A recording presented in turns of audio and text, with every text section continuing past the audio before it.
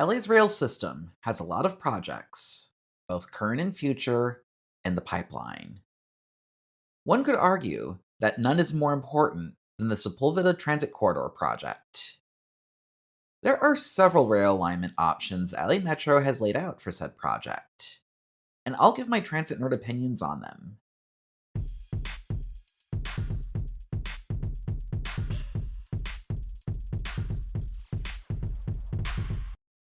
The Sepulveda Transit Corridor project is a proposed rail project that would connect the San Fernando Valley with LA's Westside, running roughly parallel to the 405, one of America's most congested highway corridors. A rail transit line parallel to the 405 through this part of the LA area has the potential to transform how people move, if LA Metro does this right. LA Metro has started out with 6 rail alignment options, or as LA Metro calls them, alternatives, for the Sepulveda Transit Corridor project. And this has since dwindled to 5 alternatives. All 5 alternatives have been subject to a draft environmental impact report, a report that has given us an opportunity to compare the 5 alternatives more thoroughly and objectively. Some of them are better than others, in my opinion. I'll give my opinion, and this is a video where I will want your opinion on the different alternatives in the comment section below as well. But also, don't just express your opinion to me. Express it to LA Metro as well, as they're accepting comments on the draft environmental impact report until the end of August. For information on how to submit comments to the draft environmental impact report, go to metro.net/projects/Sepulveda corridor. Once again, it is metro.net/projects/Sepulveda corridor. Now I will give my opinions. So let's start with alternative 1. It would be a monorail of 15.1 miles, is entirely aerial, and it spends nearly the entire time along the 405.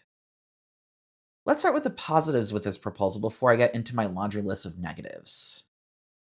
One pro with alternative 1 is that it's the cheapest of the alternatives to build, and one of the cheapest to maintain. Another pro is that the unavoidable impacts from alternative 1 are lower, for the most part, than with the other alternatives. And the third pro is that it displaces hardly anyone from their homes. Okay, now to the negatives.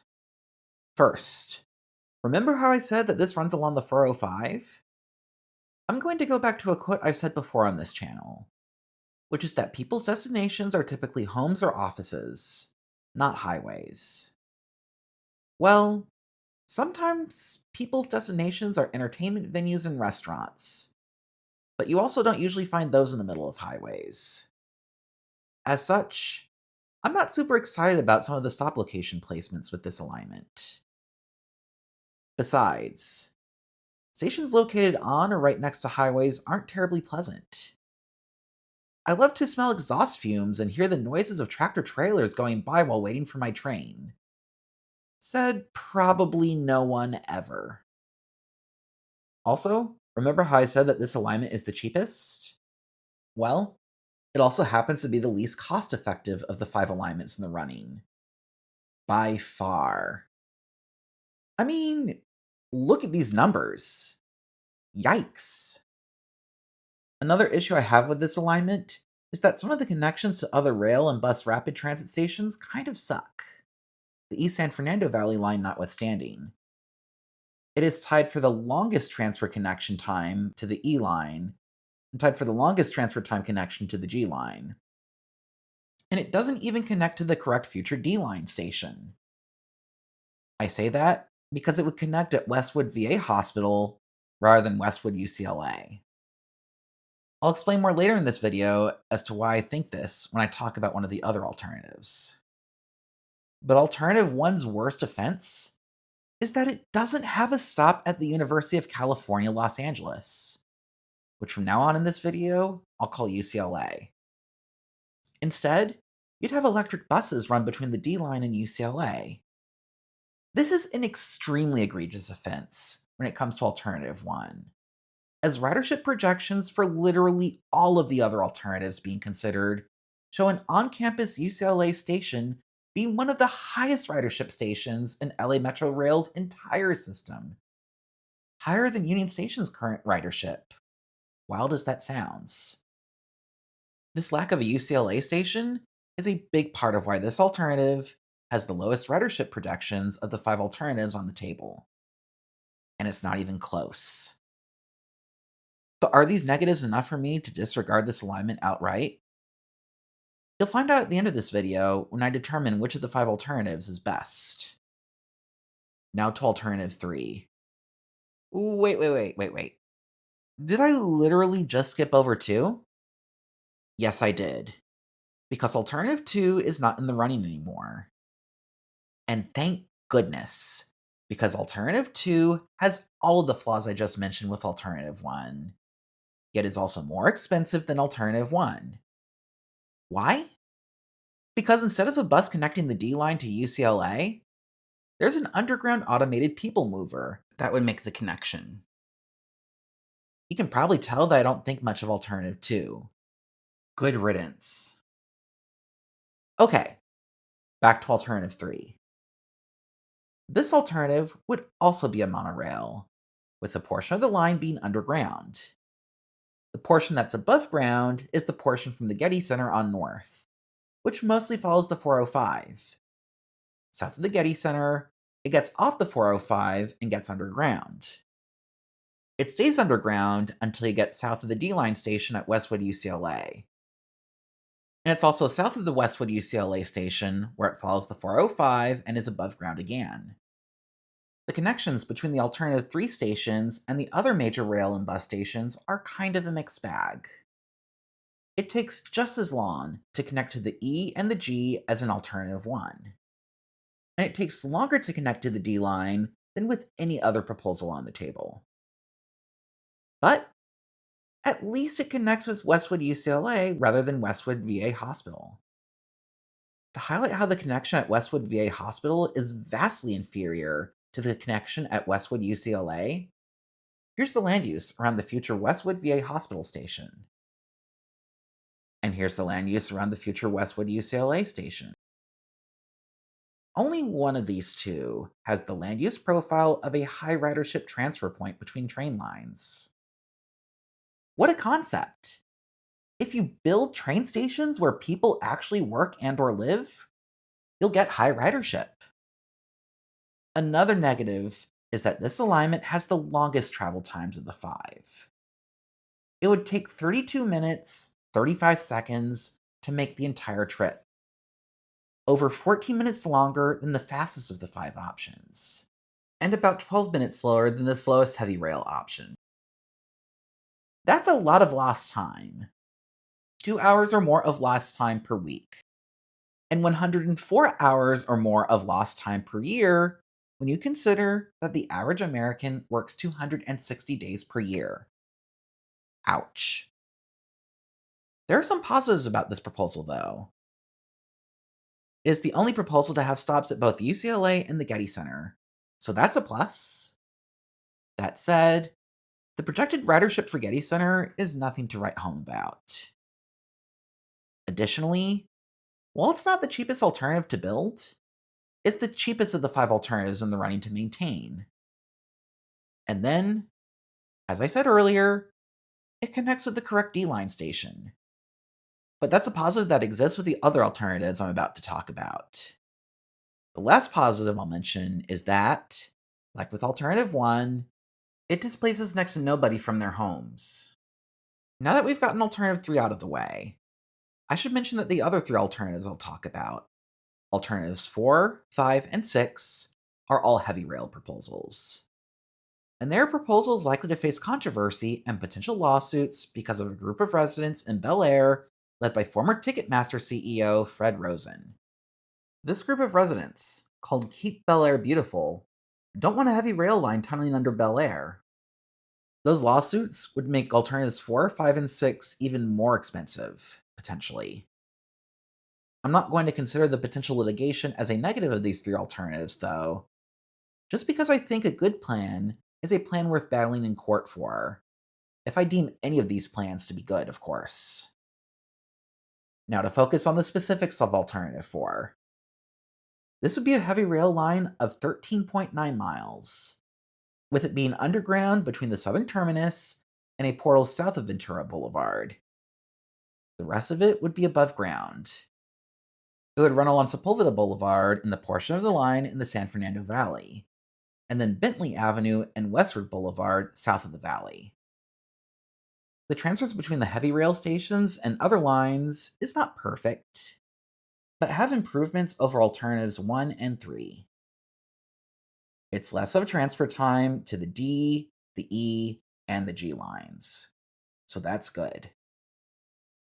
Some other good stuff about Alternative 4. It has much higher projected ridership than Alternatives 1 or 3, and has the second highest projected ridership of all 5 alignments on the table. And it's for a price point that isn't bad at all, relative to the other alternatives. It is the second cheapest of the 5 to build, and the third cheapest of the 5 to maintain. It is also the most cost effective of the 5 alternatives. As you can tell, there is a lot going for Alternative 4. And yet, there are 2 flaws with Alternative 4 that cannot be ignored. The first flaw is that no alternative comes with more significant and unavoidable impacts per the draft environmental impact report. That's a problem. The aesthetic issue, while not terribly important to me as I'm willing to sacrifice aesthetics for functionality and cost savings, could be politically fraught. As a bit of a side tangent, I think it's important for more people to recognize that elevated rail can become part of a really cool aesthetic if done right. I know this because I have experience living near an elevated train. The second flaw of Alternative 4, one that I find even more concerning than with the first flaw, is the number of people who would be displaced. Over 500 individuals would be displaced if Alternative 4 were built. This still pales in comparison to the number of people displaced by highway construction in the 20th century, but still, displacing over 500 individuals is both significant and concerning. Now to turn our attention to Alternative 5. This alternative would be a heavy rail line of 13.8 miles, with it being underground nearly the entire way. It's very similar to Alternative 4 in the path it takes, so the fact that it spends more time underground is really the big difference from Alternative 4. One thing going for Alternative 5 is that it has the highest projected ridership of all 5 alternatives on the table. But also, it's expensive. Much more so than Alternative 4. If not for how expensive this would be relative to most of the other alternatives, I would consider this a close to perfect proposal. Another positive of Alternative 5 over Alternative 4 is that there are fewer unavoidable impacts. And the third area where this shines over Alternative 4 is that it displaces a much lower number of people than Alternative 4 or the third heavy rail alternative under consideration. That alternative is Alternative 6. It would be underground the entire way for its 12.9-mile journey. It would run along Bundy Drive and Santa Monica Boulevard for parts of the route, something that doesn't happen with any of the other alignments. Another stark difference between this and the other alignments: the fact that it runs under Van Nuys Boulevard in the San Fernando Valley. The southern terminus in this version of the line would be at Expo and Bundy on the E line, rather than Expo and Sepulveda with the other alignments. The ridership is slightly higher at Expo Sepulveda than Expo Bundy, but one can make arguments that Expo Bundy is the preferable connection. Alternative 6 is also the most expensive of the bunch to build, the most expensive to maintain, and has the lowest ridership of the 3 heavy rail options, only doing better than the monorail proposals when it comes to ridership. I think a big reason for the lower ridership is the lack of a Sherman Way stop. A Sherman Way would project to bring in over 6,500 riders daily in Alternatives 4 and 5. That's a fair number of riders. So, then, what are the positives with Alternative 6? The big one is that it provides the shortest end to end travel time of the five alternatives, at 18 minutes and 20 seconds. That is over 14 minutes faster than the slowest alternative, which is alternative 3. Granted, some of that speed is from the fact that, well, it wouldn't stop at Sherman Way. The lack of a sharp curve off of Sepulveda or the 405 probably helps. And another positive is that the transfer times between alternative 6 stations and other major train and bus stations is, for the most part, pretty good. The G line is the one exception to this rule. Well, two, if you talk about the Ventura County line with Metrolink. So these are the five alternatives up for consideration. Before giving my opinion on which alternatives are the best or the worst, I ask people to like this video and subscribe to my channel for more content on imagining better rail transit in the United States. Now to my opinion on these alternatives. If you're Fred Rosen, you probably prefer that this isn't built at all. Let's not kid ourselves, because his group is known for not in my backyard sentiments when it comes to this line, also known as NIMBYs. But most of these NIMBYs also drive or get driven, and experience the same traffic jams that others on the 405 experience. Traffic jams that nobody likes, and traffic jams that will only continue to worsen if this isn't built at all. So I'm ruling out no build for numerous reasons, one of them being that it goes against some of the best interests of the NIMBYs themselves. But if this is built, Fred Rosen's favorite alternative is probably alternative 1, because it wouldn't result in any subway tunneling in Bel Air. To put the icing on the cake for him, it means no service to UCLA students. I say that this is icing on the cake for him because he once said that at a meeting about the Sepulveda project, he met arrogant and misguided students who felt entitled to a station at UCLA. These are his words, not mine. Given that these students are supposedly arrogant and misguided, he may be all too happy for UCLA to not get a train stop. However, I'm going to side with the supposedly arrogant and misguided students of UCLA by tossing alternative 1 out from my consideration. As I said earlier, the station on the UCLA campus is projected to be one of the busiest stations in the entire LA Metro rail system. And choosing an alignment that goes near UCLA without directly serving it shows about as much wasted potential as the Los Angeles Angels when Mike Trout was healthy earlier in his career. Furthermore, it would send a horrid message from a transit justice standpoint if we prioritized the desires of an ex-Ticketmaster CEO over the desires of a student body where 39% of its students are food insecure. Let's talk about another alternative that I think is easy to toss out. Alternative 6. It is the most expensive to build and the most expensive to maintain. And yet, aside from a very slight speed advantage over alternatives 4 and 5, this is middling to mediocre in many categories. To use another sports metaphor, Alternative 6 is like the rail version of the 2023 New York Mets, which was also overpriced and mediocre. As a Mets fan, I must say that a rail project alternative that I can compare to the 2023 Mets should not get serious consideration. So that leaves us with alternatives 3, 4, and 5. Alternative 3 looked intriguing to me because it serves the places this line should serve. It has cheaper operating costs than all the other alternatives. I was intrigued until I realized that it would be 12 plus minutes slower per trip than alternatives 4 and 5. That is a huge turnoff for me.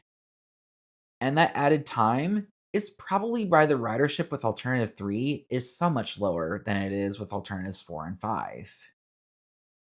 Speaking of alternatives 4 and 5, they're the cream of the crop in my opinion when it comes to ridership and overall usefulness. And I think alternatives 4 and 5 are the best ones out there. They actually perform similarly in many areas, which is not a surprise because they are taking similar paths and are both heavy rail options. However, there are three key differences. Alternative 4 is cheaper to build than Alternative 5. by several billion dollars. And yet, in terms of significant and unavoidable impacts, Alternative 4 is worse than Alternative 5. Furthermore, Alternative 4 displaces a lot more people than Alternative 5. If I had to choose between the two, I want to see if there's a way to have the cost savings of Alternative 4 with the reduced level of human displacement that you get with Alternative 5. Both alternatives would result in my drawing my Metro Dreaming map for LA's metro system in pretty much the same way. Because of that, I'm going to support alternatives 4 and 5 for the purposes of my map. Which alternative do you think is best? And if you think alternatives 4 and 5 are the two best options out there, would you prefer cheaper but more unavoidable impacts like an alternative 4? Or more expensive but fewer impacts as you have an alternative 5? Please let me know in the comment section below. The comment section is especially important with this video, as feedback in the comments may have an impact in how I draw my map for this line. Also, don't just comment on my video. Make sure to leave comments until August 31st at metro.net/projects/Sepulveda corridor. Thank you, and have a good Independence Day if you're American and are listening to this video on July 4th. Or, if you're not American, I just hope you have a good day.